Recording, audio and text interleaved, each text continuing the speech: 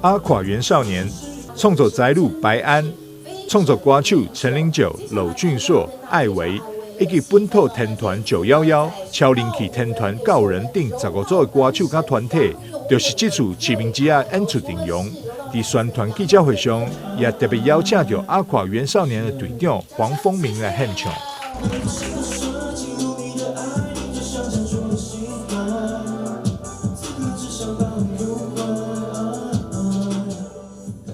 副市长叶铁山表示，112年全国运动会相关赛事已经展开，目前台南市已经摕到7金、11银、9铜的好成绩。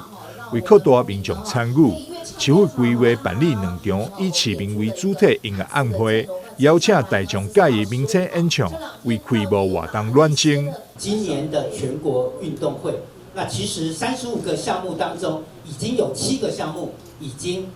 展开。那台南市在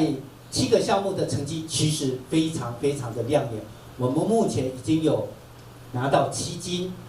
11银。那9铜的这样子的一个好成绩，所以我们希望说，即将在10月21号所有的赛事通通展开的时候，那台南市的这些选手，大家都能够拿到更好的一个成绩。那所以也希望我们全台南市的市民，大家都一起来为我们的选手来加油打气。所以特别在10月14号、15号2天，我们在台南市立体育场办理了2场的市民之夜，那邀请了很多知名的这些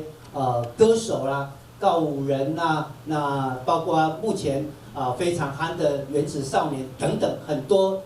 非常棒的这些歌手一起来跟我们的市民大家一起来同乐之外，也为我们的选手加油打气。主办单位新闻以及国际关系处嘛提醒民众参加齐名之夜演唱会以及全运会活动。期间消费，阁会当参加台南购物节，有机会会当抽到 iPhone、100万名车以及各项奖品。欢迎大家来台南看比赛、消费、佚佗、抽大奖。